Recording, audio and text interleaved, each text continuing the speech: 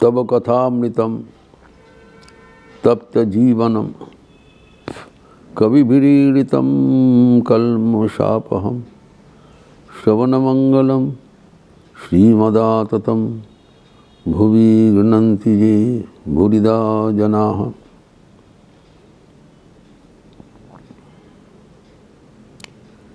भगवान विष्णु के अवतार तत्व चल रहा था।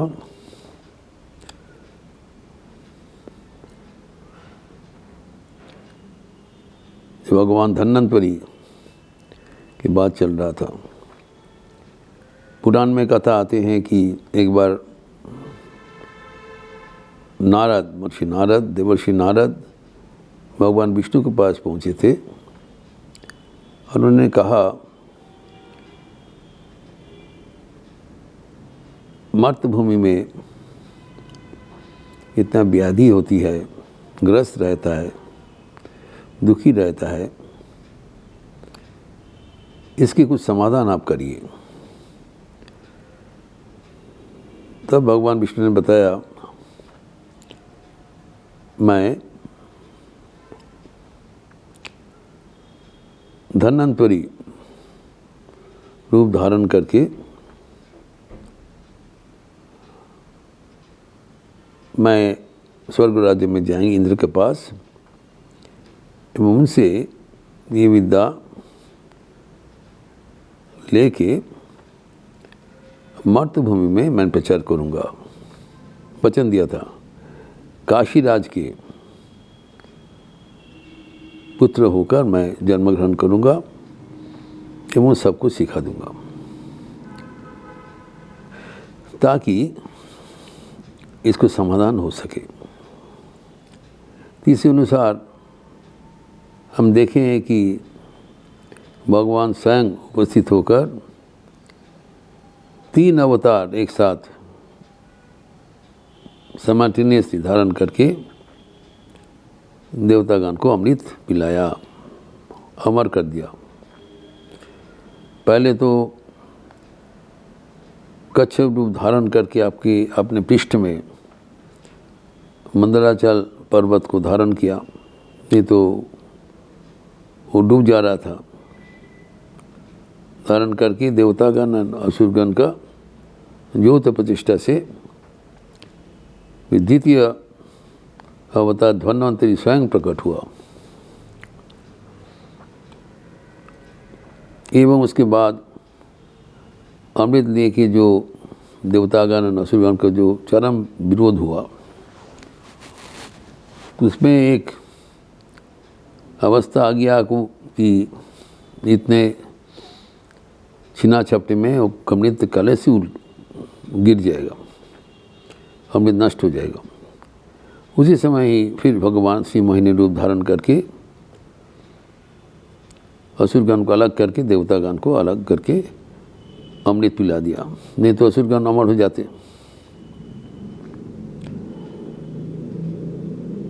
तो उनका जो दायित्व था देवतागण को समस्या बराबर के लिए समाधान कर दिया। उन लोग व्याधि जरा मरण वर्जित हो गए, क्योंकि मर्त्यलोक में ये अनिवार्य है, जरा व्याधि मृत्यु अमर लोक में नहीं होता है। ये महर्षि भगवान धन्वंतरी की कृपा से हुआ, क्योंकि वो श्रीमोहिनी के साथ ये अमृत पिलाया। उसके बाद उन्होंने इंद्र को धन्वंतरी ने बताया कि ये स्वर्ग में आप रह जाइए, तो इंद्र ठीक है। तो एक बार जो कहा गया द्वापर युग में, ये तो उनका स्वर्ग में रहना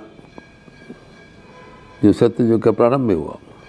फिर त्रेता द्वापर युग में जब धरती में बहुत फैल गए व्याधि, तो इसको निराकरण के लिए इंद्र ने धन्वंतरी को रिक्वेस्ट किया, अनुरोध किया कि आप काशी नरेश के पुत्र होकर जन्म ग्रहण करें एवं इनको ये सब समाधान करें।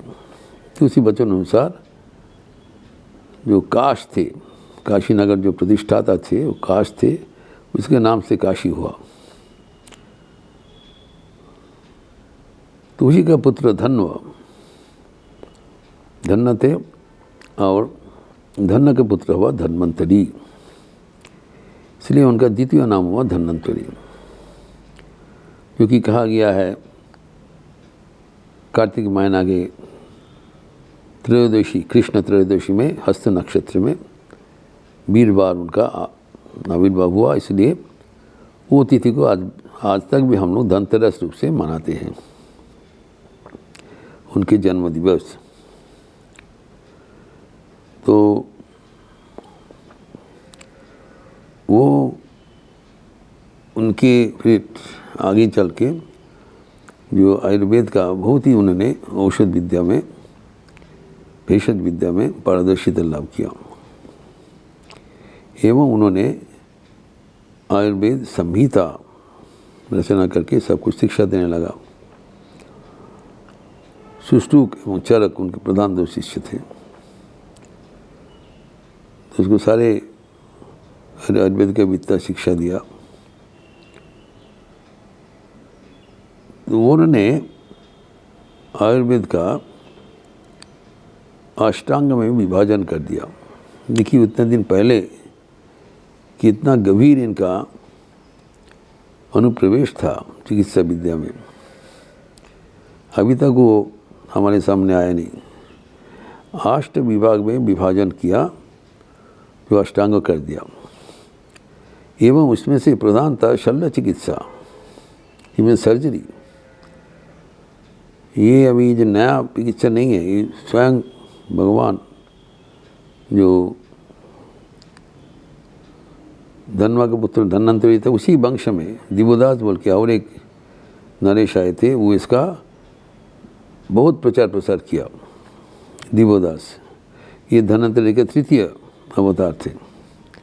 तो इन्होंने जो विभाजन किया, पहले था शल्य चिकित्सा, जो कि उसको सुनकर सुश्रुक वो उनका शिष्य बनकर ये विद्या आहरण कर लिया, द आर्ट ऑफ सर्जरी। फिर चल्लक एक है शल्यक चिकित्सा,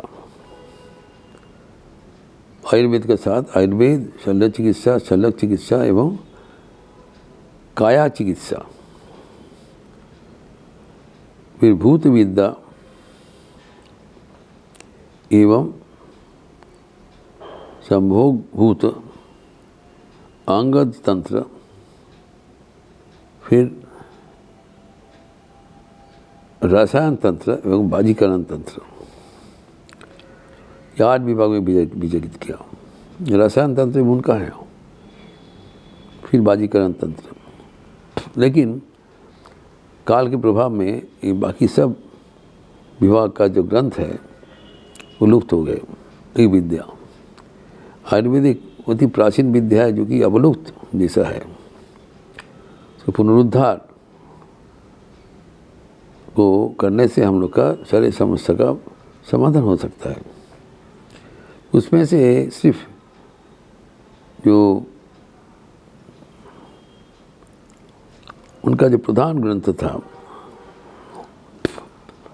धन्वंतरी संहिता, वो संरक्षित है। वही आयुर्वेद का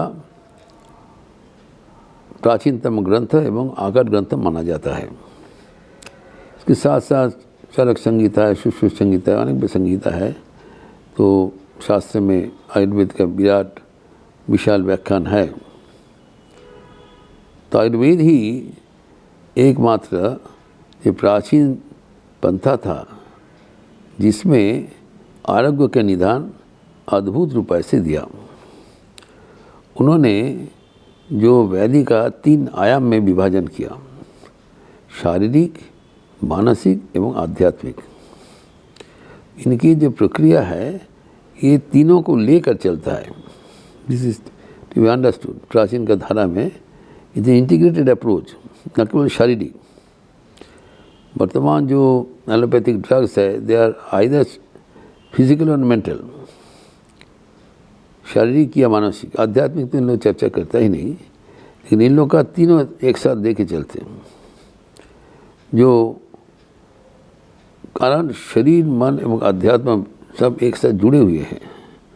वेरी साइंटिफिक आउटलुक। एवं उनका जो विचार था कि इसको संतुलित करो। जब शरीर, मन और अध्यात्मा का जो स्थिति वो असंतुलित हो जाता है तभी उसको व्याधि कहलाता है। तो किसी हालत से अगर इनको संतुलित कर दिया जाए तो व्याधि अपना आप चला जाएगा। ये उनका गंभीर अनुध्यान है। उसी अनुसार उन लोग नाना प्रकार का जो जड़ी बूटियाँ ये सब आविष्कार किया ताकि कोई व्याधि मुक्त हो सके। एवं उसके जो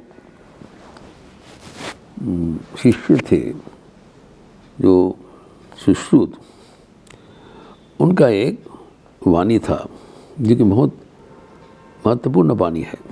उन्होंने कहा, न तो अहम काम्यते स्वर्गम न राज्यम न पुनर्भवम कामाय सर्व प्राणी नाम आरती नाम दुख नाशनम। तो मैं, ये है वर्तमान IMA का लोगो, इंडियन मेडिकल एसोसिएशन का, इतना प्राचीन है। वो कहते हैं कि न तो अहम, ये आयुर्वेद का जो प्रथम सूत्र है, जो आयुर्वेद का जो आचरण करेंगे, he has to feel the pain of the patient. जो न तो अहम काम्य, कोई राज्य कामना नहीं करता हूँ। जो चिकित्सक कह रहे थे, मैं राज्य कामना नहीं कर रहा हूँ, स्वर्ग भी नहीं कामना कर रहा हूँ, मोक्ष भी नहीं चाहिए। हम चाहते हैं कि जो इनको जो व्याधि में दुखित है, प्राणी को भीतर में प्रवेश करके उनको जो दुख का निदान करे। इसी अनुसार उन्होंने किया। इतना ऊंचा उनका मनोभाव था। एवं उसी अनुसार आप जानते हैं कि स्वामी अखंडानंद जी जो वैद्य था, जो जब गुजरात में जामनगर में जब परिभ्रमण कर रहे थे, तब वो झंडूदास बिठल, उनका भी, वो वैद्य थे, उनका भी ये जो जीवन का आदर्श ये सुनकर अपने जीवन में अपनाया। उसी अनुसार सबको सेवा किया। अखंडानंद जी, ये रामकृष्ण मिशन का सेवा दर्श का आदर्श है, क्योंकि आपको जो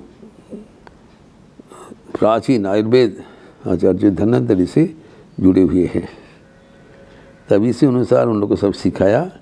एवं धन्वंतरि अभी भी जो धनतेरस के दिन में हम धन्यता स्वीकार करके उनको प्रणाम करते हैं। उनको जो पूजन करने से न केवल स्वास्थ्य का सुलभ होता है, सौभाग्य भी मिलता है, यश भी मिलता है, कारण वो स्वयं भगवान का अवतार है।